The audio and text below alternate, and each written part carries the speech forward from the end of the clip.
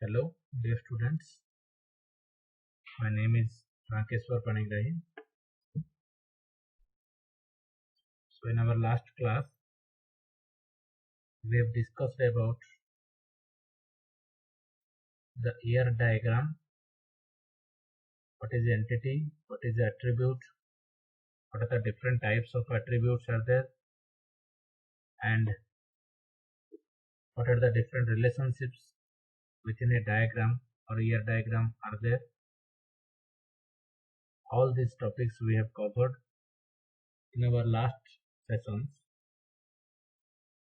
So, today we are going to start with some new topic about your ER diagram, that is, what is the cardinality, what are the different types of cardinality ratios are there, and what are the different steps are there to draw a ER diagram. Okay, these two topics we are going to discuss today.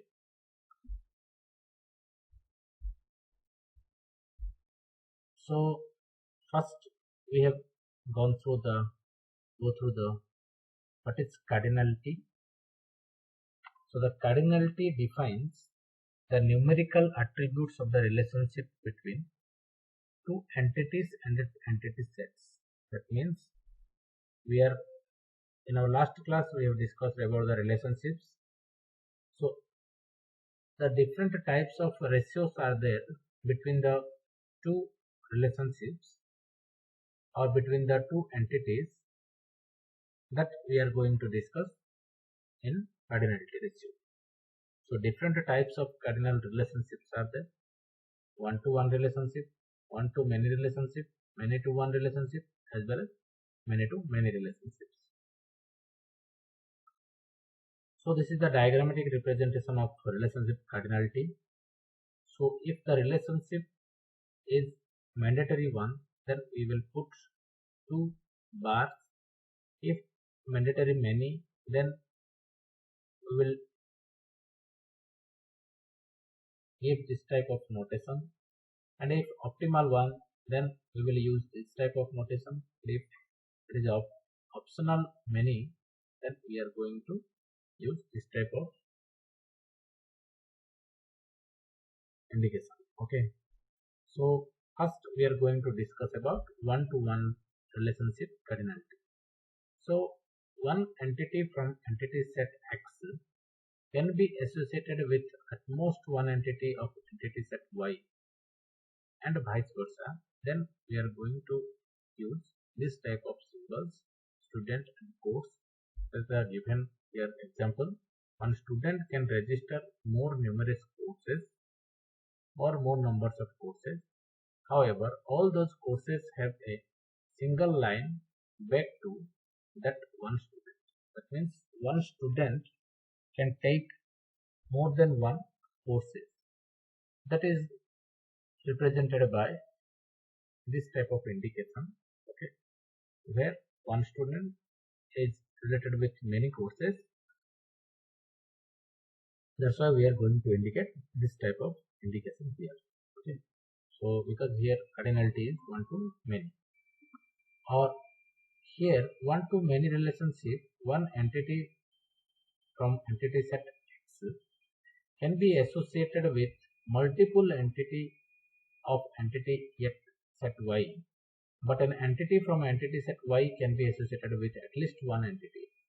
For example, one class is consisting multiple students. Okay, that means the class having multiple students, and each and every student having their own criteria with them. Okay, that's why the class is one, but it is having more, but it is creating the relationship with the many number of students, which students are also having their own qualities within them or own criteria are there with by the different type of students. Okay. Next is many to one. the more than one entity from entity set X can be associated with at most one entity of entity set Y. However, an entity from entity set Y may or may not be associated with more than one entity from entity set X. For example, many students belongs to the same class. It means a student class having many number of students, and the many students belongs to the same class. Okay, so here the more than one entity from entity set X can be associated with at most one entity of the entity set Y. So here it is, if it is X and if it is Y, then the many number of students we are considering as many entities are associated with at least one class of the class entity, as we are considering it as Y. Okay, so the relationship is indicated by this type of notation. So next is your many to many relationship. One entity from X can be associated with more than one entity from Y and vice versa. Okay. So student and faculty members. Here the relationship is one student is have a relationship with many faculty members, and also many faculty members are also having a relationship with multiple students or single students also. Okay. So here the relationship is cardinality is many to many, cardinality or n-to-n cardinality and s-to-n cardinality. That's why we are representing this type of symbol. So next point is, the next topic we are going to discuss in today's session is how to create an entity relationship diagram. That means how the entity diagram relationship or ER diagram should be drawn. So there are some steps are there. So these are the following steps are there to create an ER diagram. First, we are going to identify the entities. Next, relationship and identification. Next, cardinality identification, and identify the attributes and create the ER diagram. Okay, steps is to create the ER diagram. So let us study them with an entity relationship diagram example. Okay. So in a university, a student enrolls in courses. A student must be assigned to at least one or more courses. Each course is taught by a single professor. To maintain instruction quality, a professor can deliver only one course. So first step is find out the entity identification. We have to find the entities. So here the entities are student one entity, course another entity, and the professors are the third entities we are using in our ER diagram or in our example. Okay, so three entities are there.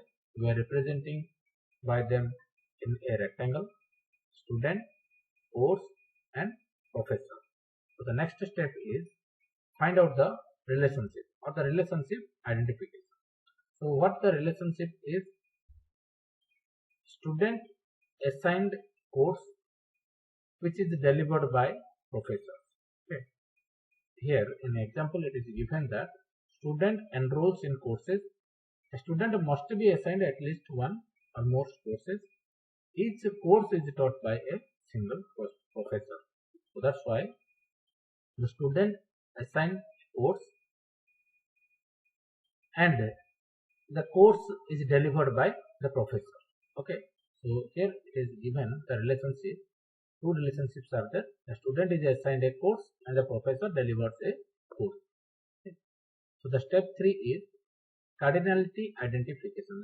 That means we have to find out the cardinality identification. Cardinality we have to find. So for them, problem statement, we know that a student can be assigned multiple courses. A professor can deliver only one course. Okay. That's why the representation is student many can be assigned multiple courses. That's why the symbol is used here, one to many, and a professor can deliver only one course. That's why the symbol is usually here. Okay. Next, step 4 is identify the attributes. What are the different types of attributes are there? We are going to find out.